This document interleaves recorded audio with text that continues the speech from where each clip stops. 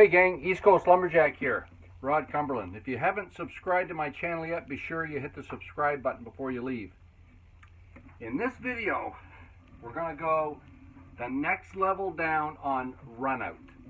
Okay, now I have a video here on the channel. If you haven't seen it yet, just go back through the archives. There's a really good video here on runout, but we need to talk a little bit more about runout. Now, typically what happens with runout, you have a bolt of wood. Okay, now this is an interesting bolt. If you look along the back of this one, you'll see it starts here, and then as you go down it wobbles right over. So this one here's got a lot of twist in the bark. Okay, so if you look at the outside of the bark, you'll see the bark spirals around the outside of the tree. This is what you get when you split that out. Okay, so I try to avoid spiral bark as much as I can. But we're not going to talk about spiral bark.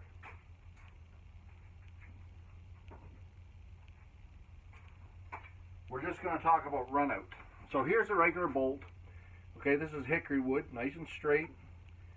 It's pretty straight this way as well. Now, this is the issue with this one here, is that there's a little split in it. So I'm only going to, if I take a shorter handle out of this, I'll get a full handle.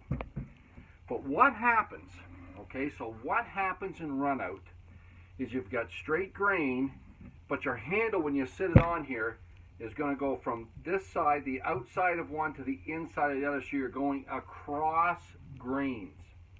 Okay, so when you go across grains, you get runout. And when you look down along the handle, you'll see grains, you'll see those grains, and this is hard to show with East Coast Lumberjack because it doesn't happen much, because I try to get my grain as straight as I can. So here's an example. Okay, so you can see these grains here. Okay, they're coming out. Okay, so that's what you're looking for, and usually they're longer.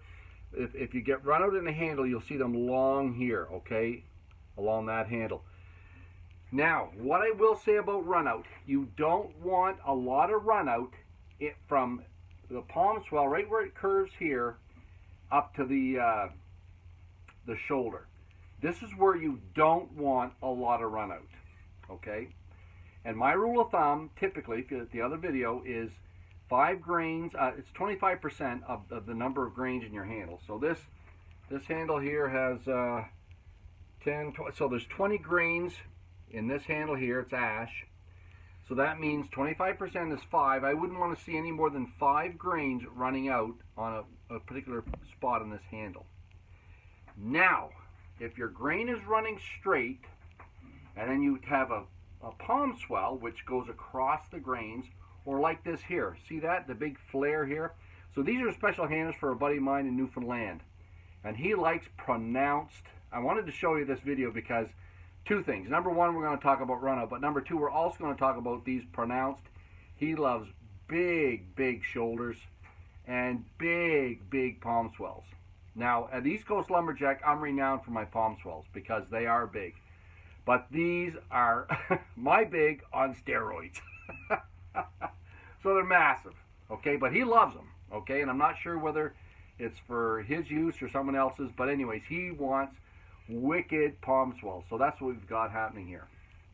Now the problem with this is, so this is a French curve with a huge point here up on the pole, or right on the shoulder of below where the axe head's going to sit, and also a big flare down here he wants. So from here to up here, you can see that is about 6 inches.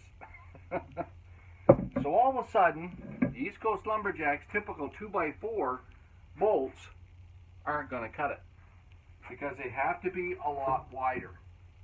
Now, I will say, for anybody that's watching my videos and you're ordering handles, I'm in a bad way. I'm running out of hickory wood. And the last time I bought 12 logs, it was like $3,500 bucks. So the price is going through the roof. It's getting harder to secure. So I see the guys down at Brute Forge Axes just got a big order of handle blanks in from the States. So good on them. They've got some wood. And I make top quality handles, and they're cheap. So the price is going up. And again, not that I want to put it up, but in order to afford the hickory wood, and again, it's veneer quality. So I'm not just buying a hickory log from a guy that's going to put it in his firewood pile, okay? I've got to get that wood. It's veneer quality, so all of a sudden you're up to, you're over $1,500, $1,000 for this wood. Okay, so it's expensive wood, okay? And then the other thing is, I'm not using it all. I use the outside of the log. The inside is, I use that for smoking chips and stuff, so it doesn't go to waste. But I do burn a lot of it. So that's what's going on with runout. So when you have, now the reason I'm doing that today is because my buddy Chris wants these big flares, okay? So this is really wide. So once you've got a flare like this along straight grain, it's going to naturally go across some grains, okay? So this here, when you see this, this is actually not run out. I mean, technically it's running out, but it's doing that because of the shape of the wood, not because the orientation of the handle is across the grains in the log, okay? So the problem with run out is when it goes across a number of grains on a straight piece of wood, okay? So what it means, they're not orienting their handle wood right, or else they're just cutting it out on a bandsaw or something and then using that in the handle, the turning process. So it just means they're not spending as much time on making sure all their grain and all their woods are from the outside of the log, like I do here at East Coast Lumberjack, which again is not the end of the world. Now, one thing I have said over the years, run out is a problem, but it's less of a problem in hickory because hickory is tough. Okay, same as grain orientation. We've talked a lot about grain orientation. Most guys like the grain running up and down with the eye, as do I.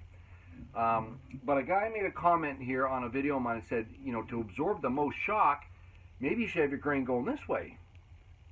And that's a smart guy. Like, that guy's got something happening between his ears, okay?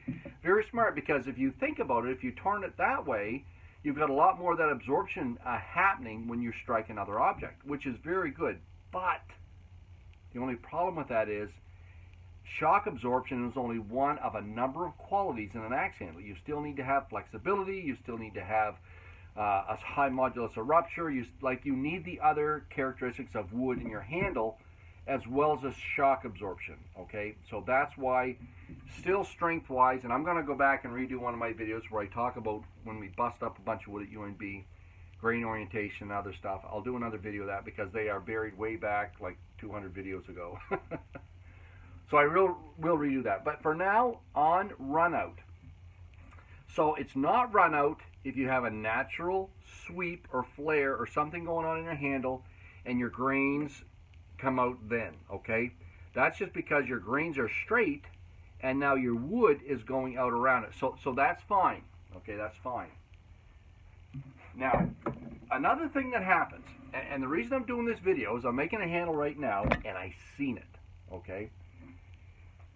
So, and this happens, and I want to explain it because it looks to a lot of people like it's run out, and I'm going to explain to you when it is and when it isn't, okay? Now, I've got two pieces of wood. I got 2 pieces of wood here. I've got 2 really good examples. Okay, so let's look at this one first, okay? So in this piece of wood, okay, you can see my light. Okay, here, this way here, okay, you can see it nice here. Okay, so on this piece of wood, there was something going on. There was a big knot on the inside here, and then the wood starts growing out around it. So when you split this out, what happens is your grains are running here, and then they sweep up and sweep down.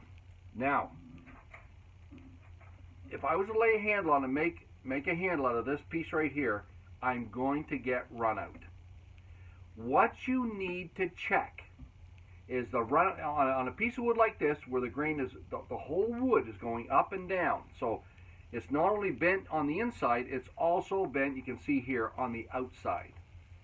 So if I make a handle out of this, on one side of the handle, so when I look at my handle, once I make it out of that wood, I'll have run out on this side where the bump is, and I'll also have run out on this side.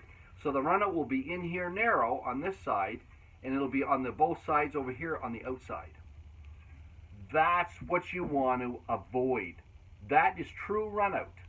Okay? Are you following me? So the two kinds of runout that you want to watch for is number one, when it goes across your handle this way. Okay? So you get what'll happen is if you look at the grains in your handle, you'll see they're going diagonally. You'll have runout on this side of the handle, then your grains go across it, and then you'll have runout a little bit farther up. If you have a handle like that, that is a bad handle. That is true runout. You don't want it. Get away from that, okay? Because the strength of your handle is going across. It's laterally across the handle. And I have seen them break on that before.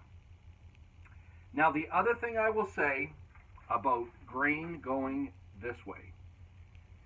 When your grains are running straight up and down, okay, on a handle, okay, so this is basically about grain orientation today. So if your grains are up and down, like it always is on my East Coast handles, okay, you can see that there. On your palm swells, when you have these big flares, they're not going across the grain. The only place you're going across the grain is right here on this flare this way, okay? And there's no real pressure on the handle out there. Now, if you swing your grains from here to here, all of a sudden this big flare is going to go across a lot of grains. And it's going to go across grains back here, and it's going to go across grains right here. Okay, these will all be. And what can happen, and what has happened, and I've seen happen, is over time, that piece will split, okay, because the grain's running here, and you hit it on something, even when you're tapping your axe head on, when you're hanging, sometimes you'll hit that, and you'll get that split right off, okay? That's the danger about running your grains horizontally instead of vertically, lengthwise on your axe eye, okay? Really key thing, because once you start making some handles, you'll see that when you start running your grains the opposite way, those problems start happening, okay? So that's the other beauty of running your grain up and down, lengthwise. Now, one other thing I want to tell you, there are occasions when you have runout that isn't a big deal, and I want to cover it. And what happens is, as that wood, so when you get a knot, and your wood starts, what happens is at first, the wood starts growing around the knot, and then on the outside, it starts putting wood on. Once it finds that branch falls off, the wood will eventually grow over top of that. And then it'll start putting wood on out this way, and in the bark, you'll see the little gnarl, but there's still good wood growing over top of the knot. Okay, trees are amazing that they grow that way. So over time, you'll still have that little gnarl on the outside of the wood, and when you first split it off, it's nice and straight on the outside where the bark is. But as you go into the tree where that wood's growing around that knot, you may see an indent in the wood. So what happens is you get a piece of wood that has straight on the outside, and on the first piece you get this indent in here because the knot's inside. Okay, you follow me? So your knot's here, the tree's growing this way. Okay, we've got and of course the tree's this big, the knot falls off, or the branch falls off. Now you have a knot, but the tree keeps growing this way, and eventually it'll put wood over top of that knot, and then eventually it'll be nice and straight. So the wood's straight on the bark, straight on the outside, your first few growth rings are straight, but as you go in here to where that knot is, you're going to get a sweep in it. And this is what it looks like, okay, right here. So on this block of wood, you can see the little indentation here, right here on this wood, okay? There's a little indentation right there. But if you look at the outside, it's straight as a die. You see that? So when you take your axe handle pattern, you lay it on this block, and you draw it out, and you cut it out. On one side, you're going to have what looks like runout, okay? But what it is the way the tree grew, it just squeezed a lot more growth rings into that handle. So you have actually more strength in that handle, okay? And on the outside, it's still straight. So, if you get, and I happen to have that, because I use the and sometimes I'll do this. So every now and then, you'll get a handle from the East Coast Lumberjack, and again, and I'm saying this now because I'm running out of wood, okay? I'm running out of hickory. And I'm trying to get everything I can out of this hickory wood, okay? So guys that want hickory handles, and they're tough handles. So I'm using stuff that I threw aside, stuff that I thought, I'm not going to be able to get much out of that. Okay, but now I'm getting down to brass tacks. I still have no logs, okay? I've got to get somewheres and get some logs. So I've got two guys working on logs, a guy and a gal actually working on logs for me. So hopefully in the next few weeks, I'm going to get some hickory logs here in New Brunswick. But then the problem is, I'll split it out, I'll put it in my garage, my barn to dry, and it takes a year to dry. Okay, so what's going to happen is, which happened here before, okay, it happened to me about 4 years ago during COVID, is I couldn't get access to hickory logs, and I wound up getting into my hickory blanks out there before the moisture content was down around 10 to 12%. So it means I start working hickory wood that's at 15 to 20% moisture content. And it's really tough to work. So it's not fun. It's not fun on my end to make handles. Okay. So what happened is I actually did that with a handle here for my buddy. Okay. And if you look at it here, you can see. Okay. See, there's a little circle here, and then there's another circle, and then another circle. So down here below the circle, you'll see it looks like it's run out. Okay. And technically, it is run out. But if we flip it over to the other side, see the grains here? They're all running straight. Okay? There's one, maybe one right here. Actually, there's one or two. Okay, right here. But what's happening is, it's the same thing I told you about. It's from a piece of wood that's straight on the outside, and there's a push here where it's growing over top of the knot on the inside, and the grains go together. So on the inside, when you look at that handle, you think, oh, run out. And again, technically the grains are running out. But the two kinds of run out that are problematic, remember, are ones that run, your grain is diagonally across the handle. So it's run out back here, and then run out up here, and the grains are running right across that handle. Bad handle. Okay? Never happened here at East Coast Lumberjack. The other thing that can happen is if you have the big bow in the wood, okay, and you're taking your handle, try to make it straight. So you've got run out here and on both ends here. Okay, so that shows you that you have taken that from a crooked piece of wood. Okay, those are the two problematic runouts. This runout, and the other good thing about this one, this runout, where you see you're across a bunch of grains on this side, but you flop it over, and it's pretty darn straight, you realize, okay, that's just squeezing a lot more growth rings into my handle. It's a stronger handle. It's not a problem I have to worry about. So, there's a lot more to run out than people typically think. And I've tried to cover in this video all the different parts of that. Now, the other thing I will say, if you look, go to the wood database, okay, very good site. And we talk about grain orientation in this video, and we also talk about runout. Now, because hickory is such a strong wood, okay, hickory is a darn good wood.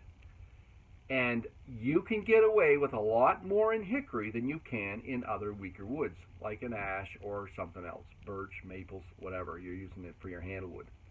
Because it's so much stronger, okay, because the wood is so much stronger, I don't worry quite as much. If I have a hickory handle with a little bit of run out, or a hickory handle where the grain is not perfectly up and down, you will likely get away with that.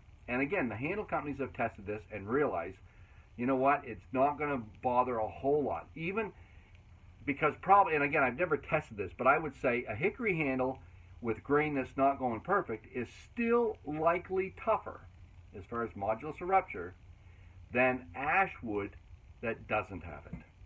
Okay, so that's what I'm saying. You can probably get away with a little bit more in hickory wood than you can in other woods that aren't quite as tough. But hickory is so strong and so tough, you can get away with a little bit more of that in hickory wood. Now, us pure at heart people are not going to take those chances. Okay, we want everything perfect in our handles, and that's how we do it here at East Coast Lumberjack. But just the same, if you have run out, if you have a piece of wood that you know you're going to get run out in it, okay, don't put it near the top. Okay, don't put it up here where the runout, you've got those horizontal lines, sorry, not horizontal, diagonal lines going across, so you have a weakness at the top of the handle. Always put that down here at the palm swell, always. Okay, so now this handle wood here, there wasn't much in this when I started. There is, you can see that little spot right here, and it is up by the neck, and it's up here because I had to make the neck so flippin' wide. So I'm running out of wood, so I only had a couple of pieces of hickory that were wide enough to get this great big neck here and this down here, but it's hickory, so I know I can get away with it in hickory, okay, because it's a tough wood. So I'm making this handle. Again, if I'm doing things normally and I've got 500 bolts out in the barn drying, then I don't have to be as picky. But I'm running low. So, and when I did this, this is a really good example to explain runout. Where you want it, where you don't want it, and what it is and what it isn't, okay? So even though, just because you see a few grains in going across your handle, somewhere along it, flip it over. If you don't have that same thing on the other side that's showing you you're going across grains, it's still a good handle because somebody has taken that outside piece and all your grains are just crunching together more. Okay, you've got more grains in that wood, so it's not a bad thing. All right, so that's what I would say. That's Runout 201. There's a lot more detail here in Runout. Something that we typically don't want, but sometimes, if we're desperate, or if we're running out of wood, or if we know a little bit more about what's happening in the actual growth of the wood, there's things we know we can get away with, okay? So that's what this video is about this week, is where you do want it and where you don't want it, and when it's actually acceptable, okay? So Runout 201. Again, if you haven't subscribed, be sure you do, and there's lots more coming up here in the next few weeks.